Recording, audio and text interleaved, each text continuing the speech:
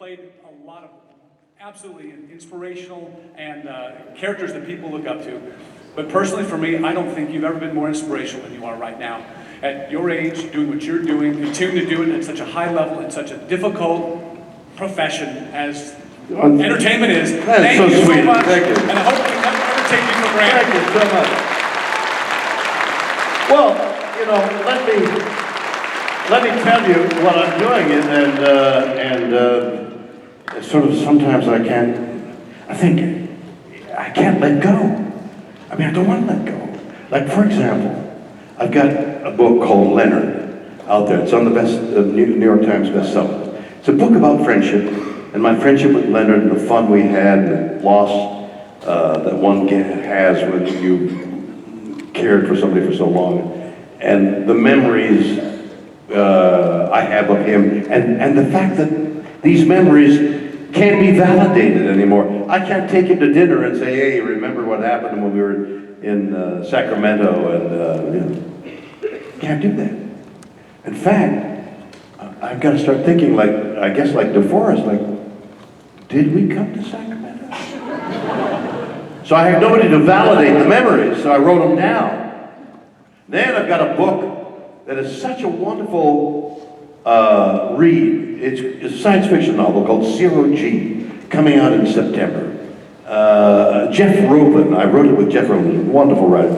It's such an innovative, smart book. You'll love reading this. In fact, they've asked for 2, so there's a sequel to this book about the FBI in space 50 years from now. Zero G men, Zero G.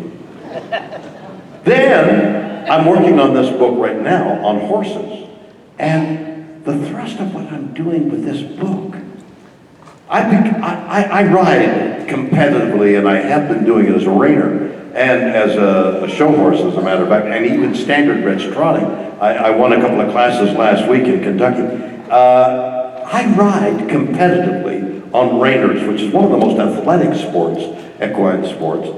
And it's the reason why I get up in the morning and work out, because I gotta get back on that horse, and I'm winning. There are times when I win as a class of 40, 50 contestant, and I win. And I'm like, wow, I win. In fact, I'm in a rather unique position. I ride more than one horse, and there have been times that I've got first and second in a class of 50, 60 people. It's been incredible. So, no, do not applaud, no! Riding and I'm working out in order to stay somewhat limber enough to get back on a horse. Then you're going to have the best time in August after the Olympics, and I'm reading about Rio de Janeiro now, and I hope there's going to be an Olympics. But after the Olympics on NBC, I did something so crazy last year with Terry Bradshaw, George Foreman, Henry Winkler, and me, and a young comic named Jeff Dye. We all went to Asia. We went to China, we went to Thailand, we went to Japan, we went to something else. We went everywhere. And we had 8, 10 cameras.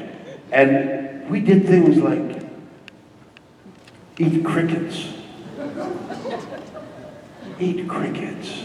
It's a staple in some countries, but not here.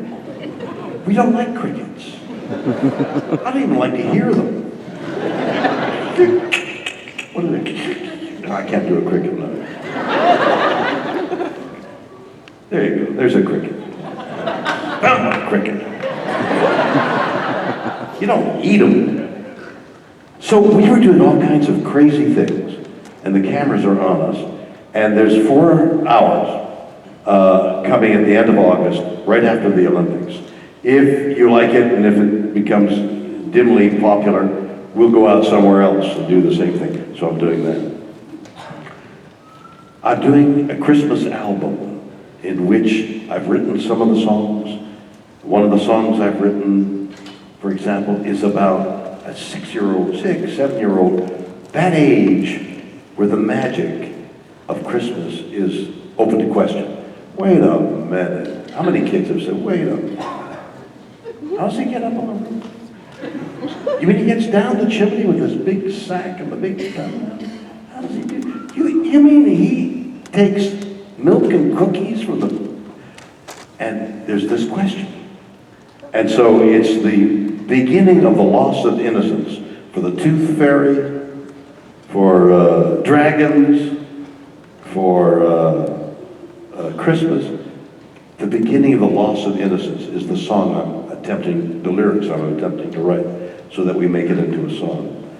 I've commissioned a Christmas song by a wonderful poet, Sojourner, who writes about Christmas from a veteran's point of view, of somebody in battle who's thinking about Christmas at home. So it's that kind of slanted, different look at Christmas, the album I'm trying to make. So I'm doing that. Then I'm on tour with this one-man show. Then, what else? Anyway, that's the kind of thing I'm doing. I am busy. And I don't know how to stop.